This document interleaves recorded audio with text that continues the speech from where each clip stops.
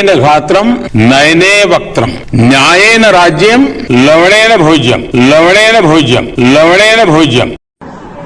मोदी जी 24 घंटा सोते हैं कि देश के गरीबों का कल्याण हो। हाल के आंकड़ों से पता चला है कि बेटी बचाओ बेटी पढ़ाओ अभियान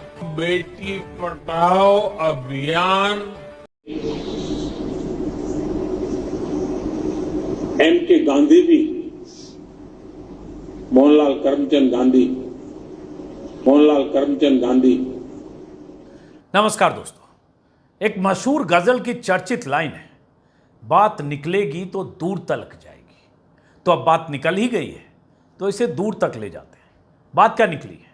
बात निकली है मोदी जी की गलत बयानी की, उनके झूठे दावों की, उनकी जुबान फिसलने की, हवाई गुब्बारे फुलाने की और मुंगेरी लाल के हसीन सपने दिखाने की। कल से कुछ लोग लगातार पीएम मोदी के कुछ पुराने वीडियो वायरल करते हुए उनसे सवाल पूछने में लगे हैं, तो मैंने सोचा सवालों के इस यज्ञ में थोड़ी आहुति मैं भी डाल देता हूं। तो आज इस वीडियो में मोदी जी के कुछ पुराने झूठ हैं, कुछ पुराने हवाई दावे हैं, कुछ बातों के आसमानी गुब्बारे हैं और कुछ जुबान फिसलने की कहानियां हैं। दूसरे शब्दों में कहें तो मोदी जी के बारे में सर्च और रिसर्च का एक कोलाज है। कल जो एक वीडियो मैंने बनाया था उसी का ये एक एक्सटेंशन है। कल का वीडियो राहुल गांधी की जुबान फिसलने के बाद आटा और लीटर को लेकर जो बवाल करने की साजिश थी उस पर केंद्रित था। उस वीडियो में मोदी जी की जुबान फिसलने की भी कुछ मिसालें भी थी, शायद आपने देखा भी होगा। आज मुझे लगा कि जब बात निकल ही गई है तो इसे वीडियो दस्तावेज की शक्ल दे दी जाए, ताकि गूगल और यूट्यूब के गर्भगृह में हमेशा के लिए दर्ज रहे कि देश के पीएम कब कब क्या क्या बोलते रहे। वसीम बरेलवी का एक पुराना और मशहूर शेर है, वो झूठ बोल रहा था बड़े सलीके से, वो झूठ बोल रहा था बड़े सलीके से, मैं एतबार न करता तो और क्या करता। तो मोदी जी अगर झूठे दावे भी करते हैं तो इतने आत्मविश्वास और भरोसे के साथ बोलते हैं कि लोग एतबार कर लेते हैं। अगर पता भी चल जाता है कि उन्होंने झूठ बोला है तो भक्ति की चरम अवस्था की तरफ प्रस्थान कर चुके लोगों को कोई फर्क ही नहीं पड़ता। उनके लिए तो यही है कि मोदी जी कुछ भी बोले चलेगा, बस विपक्ष के किसी नेता को ऐसा बिल्कुल नहीं बोलना चाहिए। किसी ने कोई गलत बयानी की नहीं कि गया काम से, जुबान फिसली नहीं कि लपक लिया। और मीडिया के भाइयों के लिए क्या ही कहा जाए, कुछ को छोड़ दें तो ज्यादातर बीजेपी से विपक्ष की सुपारी लेकर नैरेटिव सेट करने में दिन रात लगे रहते हैं।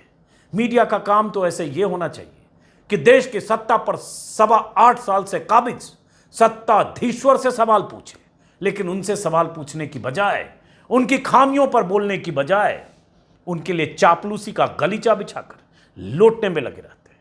तो चलिए शुरू करते हैं कल के वीडियो से एक रिकैप के साथ। ये तो आपने देखा था कि कैसे मोदी जी की जुबान से बेटी बचाओ बेटी पढ़ाओ की जगह क्या निकला था, बेटी पढ़ाओ और बेटी बचाओ बेटी पढ़ाओ। और मैंने कल भी कहा था यह स्लिप ऑफ टंग है और कुछ भी नहीं, आज भी यही कह रहा हूं। वैसे ही जैसे इस वीडियो में मोदी जी ने देश की आबादी को 5 गुना ज्यादा बता दी थी, भारत के 600 करोड़ मतदाताओं ने, वैसे ही जैसे आज ये वीडियो वायरल है जिसमें मोदी जी संस्कृत में कुछ कह रहे हैं, न्यायेन राज्यम लवणेन भोज्यम लवणेन भोज्यम लवणेन भोज्यम। क्या कह रहे हैं मोदी जी मैं दोहरा तो नहीं सकता, लेकिन आप श्लोक समझकर काम चला लीजिए। वैसे आज के वीडियो का मकसद उनकी जुबान फिसलने की लिस्टिंग करना बिल्कुल नहीं है, क्योंकि ये कर चुका हूं मैं, इसलिए फिलहाल इसे यही छोड़ते हैं। आज मकसद यह है कि जो बीजेपी या बीजेपी समर्थक मीडिया जुबान फिसलने में भी विपक्ष पर हमले के गोला बारूद और हथियार खोज लेता है, वो मीडिया कभी मोदी से यह सब पूछता है क्या? कभी पूछता है क्या हुजूर आला आपने 8 सालों में वादों के इतने ऊंचे जो पतंग उड़ाए हैं, जो अभी तक जमीन पर नहीं आए हैं, वो कब जमीन पर आएंगे? काला धन, महंगाई, बेरोजगारी से लेकर तमाम मुद्दों पर मोदी खुद इतना बोल चुके हैं कि मीडिया को सिर्फ वही बयान निकालकर रिप्ले करना है और मोदी जी से पूछना है। लेकिन उनकी स्वामी भक्ति का है या डर कि ये वो कर ही नहीं सकते। मोदी जी से जब सवाल पूछने का मौका मिलता भी है तो पूछने लगते हैं थकते क्यों नहीं है, क्या खाते हैं, इतनी एनर्जी कहाँ से लाते हैं, जेब में पर्स रखते हैं कि नहीं। तो जब मुख्य धारा के ज़्यादातर चैनल यही काम कर रहे हैं और जो करना चाहिए वो नहीं कर रहे हैं, तो हम जैसे लोगों को जोखिम लेकर ही सही कुछ तो करना पड़ेगा। तो शुरू करते हैं फ्लैशबैक के कुछ बयानों से, कुछ दावों से, कुछ झूठ से, कुछ गलत बयानी से। 2019 के चुनाव के पहले एक टीवी इंटरव्यू में मोदी जी ने कहा था कि उन्होंने 1987 या 88 में पहली बार डिजिटल कैमरे और ईमेल का इस्तेमाल किया था। मकसद ये बताना था कि मोदी जी इस जमाने से कितना आगे चला करते थे। उसी इंटरव्यू में मोदी जी ने कहानी सुनाई। उन्होंने जो कहा था हूबहू उनके ही शब्दों में बता रहा हूं। देश में मैंने पहली बार डिजिटल कैमरे का इस्तेमाल किया था, शायद 1987 या 88 में। मोदी जी के शब्द हैं। उस समय काफी कम लोगों के पास ईमेल था। मेरे पास वीरम गांव तहसील में अडवाणी जी की सभा थी। मैंने तब डिजिटल कैमरे में उनकी फोटो ली। तब मेरे पास डिजिटल कैमरा था। मैंने दिल्ली को फोटो ट्रांसमिट की, जिसके बाद उनकी कलर फोटो छपी। अडवाणी जी को बड़ा सरप्राइज हुआ कि दिल्ली में मेरी कलर फोटो आज के आज कैसे छपी। अब मोदी जी के इस इंटरव्यू के बाद लोग खोजबीन में जुटे, रिसर्च में जुट गए। जरा जाने तो भारत में कब डिजिटल कैमरा आया और कब ईमेल की शुरुआत हुई। पता चला कि भारत में पहला डिजिटल कैमरा आया ही था 1990 में। इंटरनेट का इस्तेमाल भी देश में पहली बार 1995 में हुआ। लोग पूछते रह गए कि जब ईमेल और डिजिटल कैमरा देश में आया ही नहीं था तो मोदी जी ने इसका इस्तेमाल कैसे किया, वो भी ईमेल का इस्तेमाल गुजरात के एक तहसील में। लोग मोदी जी को टैग कर करके सवाल पूछते रह गए, जवाब तो आना नहीं था। मोदी जी ऐसे भी गलत बयानी या भूल के बाद रफू करने में या सफाई देने में बिल्कुल यकीन नहीं रखते। देश के पीएम है भाई, बोल दिया सो बोल दिया, लंबी फेंक दी तो फेंक दिया, आप लपेटते रहो। ऐसे ही एक बार 2018 की एक सभा में मोदी जी बिहार में शौचालय निर्माण के बारे में लंबी हाँक गए।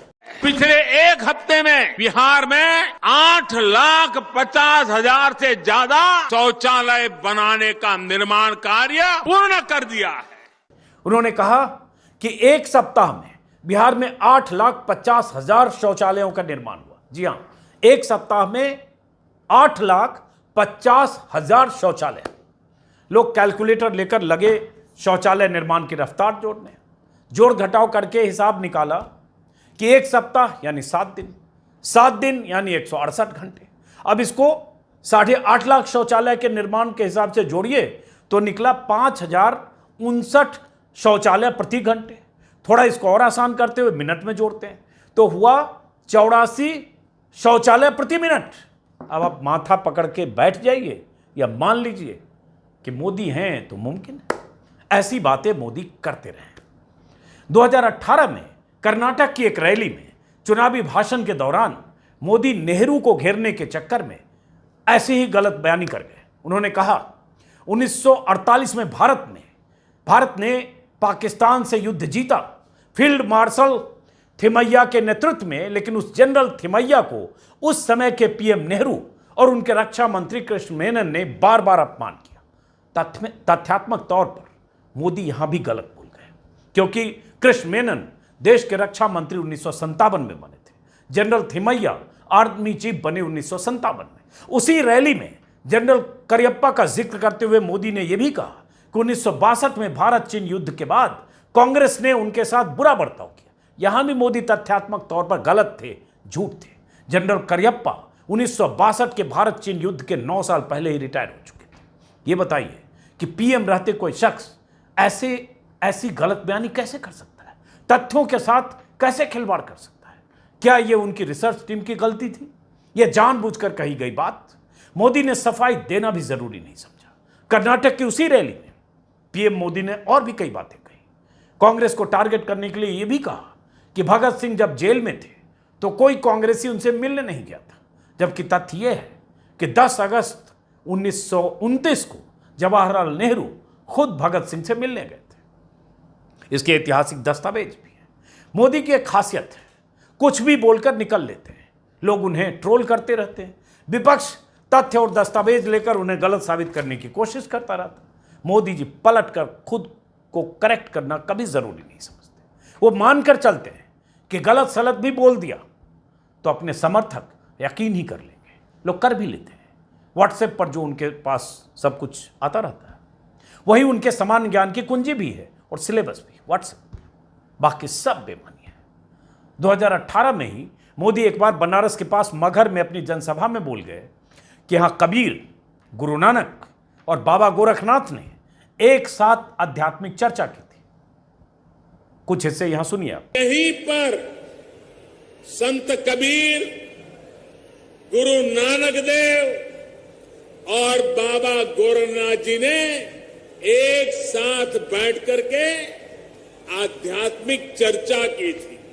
यह अपने आप में नामुमकिन सी बात है, क्योंकि 14वीं 15वीं शताब्दी में गुरु नानक और कबीर तो समकालीन थे, बाबा गोरखनाथ 11वीं शताब्दी में हुए। मतलब कबीर, नानक और गोरखनाथ में सदियों का फासला है, सदियों का फर्क है। इतनी बड़ी चूक के बाद भी मोदी जी की तरफ से कोई सफाई नहीं आई। बोल गए तो बोल गए, अब उसे गलत साबित करके छाती पीटते रहिए।